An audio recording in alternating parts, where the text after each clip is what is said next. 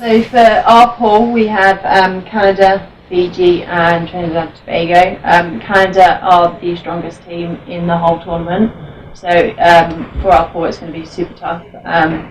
We see it as an amazing opportunity to play a world-class team. I think they're ranked in the top 3 or 4 in the whole of the world. So for us, it's an amazing experience. For Fiji and Trinidad and Tobago, they're more of an unknown identity, aren't they? Yeah, and the thing is, they could turn up and they could be phenomenal athletes, or they could be phenomenal players. They just have the money to get out. So as much as they seem like they haven't played much, they don't have much of a record. If you tried to find them online, you wouldn't find anything. But we have to kind of keep it very wide and just anticipate that they could be very good. And so it's an amazing opportunity to play Canada. We played Sarah Pavin, who's one of the Canadian players, actually probably one of our first years. We played in Canada, and we took a set off them, so we're keeping that in. We can do it again. We're going to hold that one. But yeah, they're very, very good. But yeah, it'd be an amazing opportunity to kind of play them. And obviously, as much as we just want to go and play well, obviously we do our job. We can finish in a good position, but we've got to make sure we're going and focusing on us as much as everyone else there is going to be very good. If we can do what we know we can do, then I think we're going to put ourselves in quite a good position.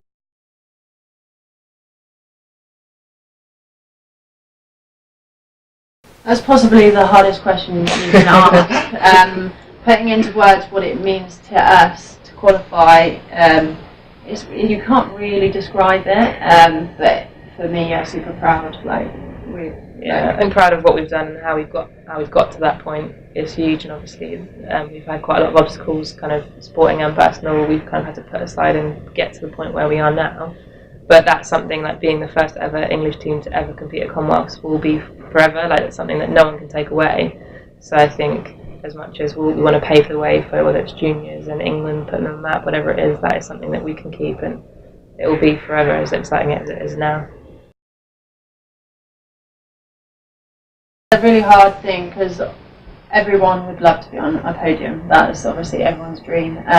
For us as a team, it's putting England on the map and also making our performance credible. So no matter if we got on the podium but we played our worst volleyball ever, that wouldn't be good enough for us. We want to be able to go out there and play the way we want to, have our own style.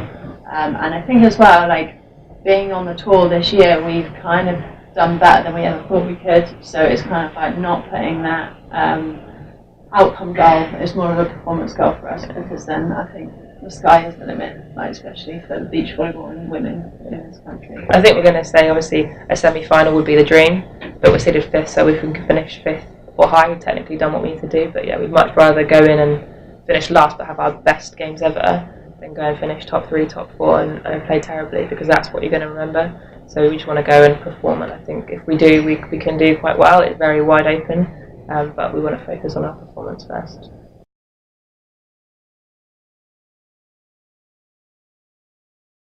Yeah, like we couldn't have done any of this without our family and our support network. We're super lucky. Like, they were the ones that kind of pushed us into it. They're the ones that kind of kept us going when we probably could have given up. So for them, they obviously qualified with us. They were a part of that journey. And yeah, we're really lucky. We were able to, like, they're able to come out and watch us in the games. And Jess has got a friend flying over from... Yeah, my best friend lives in America, and she's actually flying over to Australia to come watch, which is... I don't see her as much as I would like, but yeah, having obviously mum, brother, auntie is great, but it'll be really cool to have my best friend there.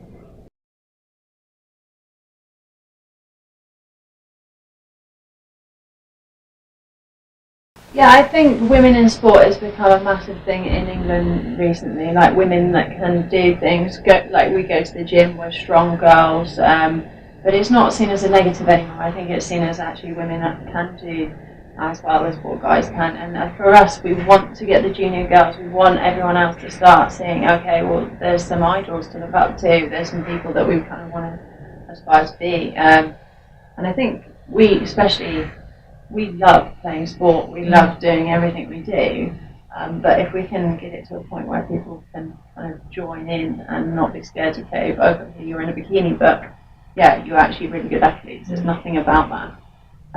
Yeah, that would be amazing. Yeah, I think, yeah, definitely.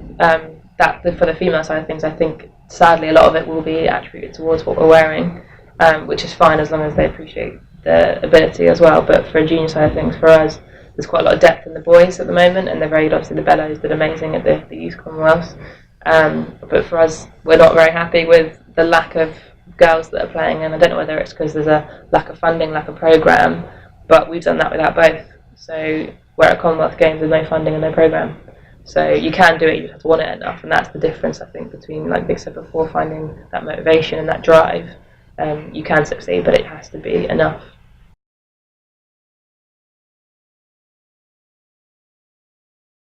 Yeah, Commonwealth Games is like our first big competition, but that we don't want it to be the end. That we've got a lot of real good opportunities, possibly like a European Championship or a World Championship this season, and then you've got European Games and all sorts of competitions. But for us, we're just looking at one step ahead, only because of the funding side of things and looking what's realistic. But as soon as we can do one, then we know the next thing's going to come and we're going to want to have to do that. So yeah, it is a case of making sure we put ourselves in the best opportunity to then go to the next level, and then the next thing will come up. So yeah, we're definitely pushing for more. There's always going to be something, like Vic said. There's the European Champs, World Champs every year. There's European Games next year, and then there's the Olympics. So there's always going to be something. But like I said, for us, we're so intent on performance, and if we have to go back to working full time and then training full time around it again, we know that our performance isn't going to be where it is now, or even for the Commonwealth. So it's going to be hard to go back.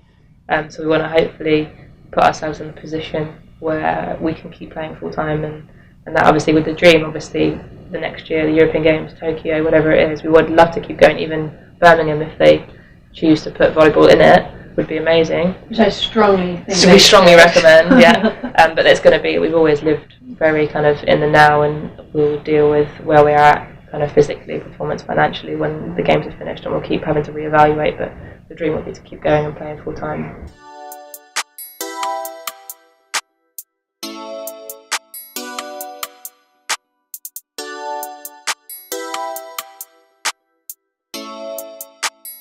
Leslie on the beat.